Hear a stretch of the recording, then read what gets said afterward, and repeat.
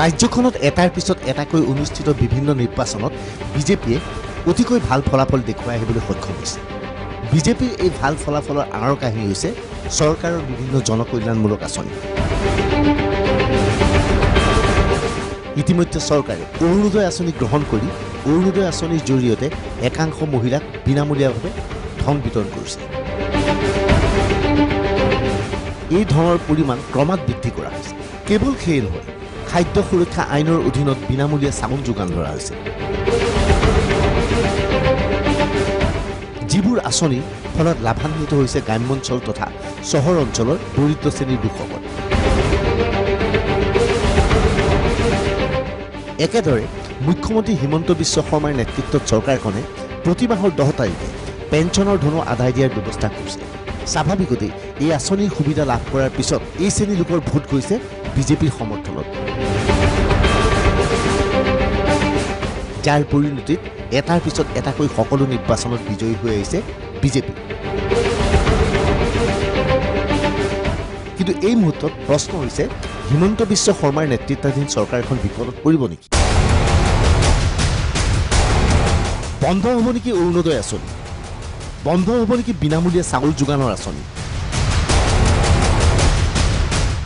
বন্ধ হ'ব নেকি মাইক্ৰ' ফাইনেন্সৰ ঋণ ৰেহাই প্ৰক্ৰিয়া? বিপদত পৰিব নেকি হিমন্ত বিশ্ব শৰ্মা নেতৃত্বাধীন চৰকাৰখন? বিগত নিৰ্বাচনৰ সময়ত হিমন্ত বিশ্ব শৰ্মাই নিৰ্বাচনী সভাসমূহত ঘোষণা কৰিছিল যে চৰকাৰ গঠন হ'লে মাইক্ৰ' ফাইনেন্সৰ ঋণ ৰেহাই দিয়া হ'ব।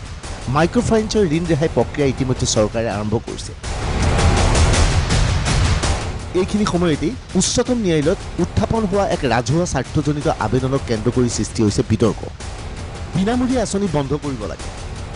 এনে আঁচনিৰ ফলত ৰাজ্য আৰু কেন্দ্ৰ চৰকাৰ বিপদত পৰিছে।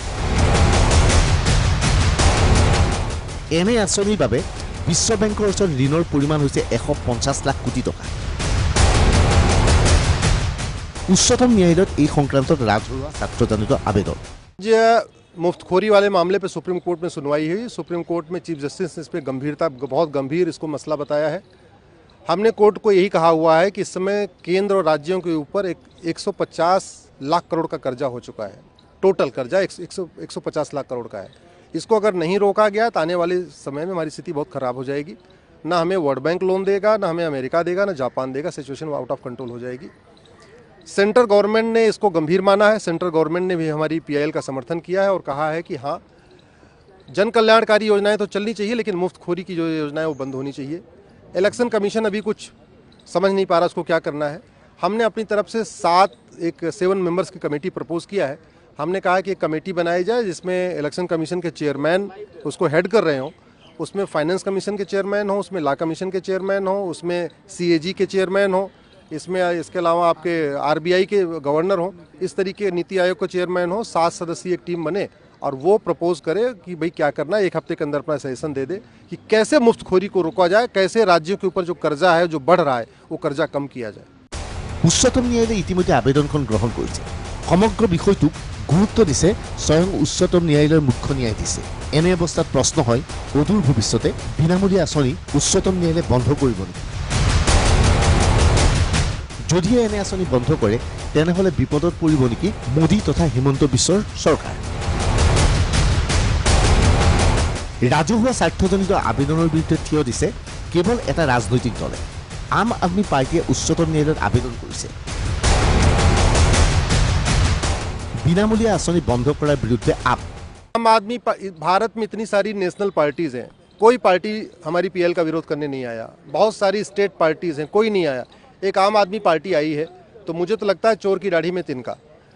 वो कह रहे हैं कि हमने दिल्ली के स्कूल बहुत अच्छे बना दिए, लेकिन कड़वी सच्चाई ये है कि आम आदमी पार्टी के किसी भी विधायक और मंत्री का बच्चा गवर्नमेंट स्कूल में नहीं पढ़ता है। वो कह रहे हैं हमने दिल्ली का हॉस्पिटल बहुत अच्छा कर दिया, लेकिन ये भी कड़वी सच्चाई है कि दिल्ली के हॉस्पिटल में आम आदमी पार्टी के विधायक और मंत्री अपने बच्चों का इलाज नहीं कराते। अब समझ में नहीं आ रहा है कि वो इसका विरोध करने क्यों आए। अरे ये नेशनल इम्पोर्टेंट का इशू है, राष्ट्र की बात है, पूरे देश की हमारी क्रेडिबिलिटी की बात है, पूरी फाइनेंशियल एक इम्पैक्ट की बात है। हमारे देश में इकोनॉमी पूरी बर्बाद होने की कंडीशन पे आ गई मुफ्तखोरी के चक्कर में। उसके बाद भी चले आ रहे। आप अच्छा स्कूल बनाइए, किसी ने नहीं रोका। आप अच्छा हॉस्पिटल बनाइए, किसी ने नहीं रोका। आप अच्छी सड़क बनाइए, किसी ने नहीं रोका। आप वो करने की बजाय अगर मुफ्त की बातें करेंगे, हम आपको 1000 रुपये देंगे, हम आपको 2000 रुपये देंगे, हम आपको 3000 रुपये देंगे और सबको देंगे। एक बार EWS कैटेगरी को दे समझ में आती है, BPL कैटेगरी को दे समझ में आती है, लेकिन सबको क्यों देंगे? हमारे घर वालों को भी देंगे, आपके घर वालों को भी देंगे, सबको देंगे, ये थोड़ी चलेगा।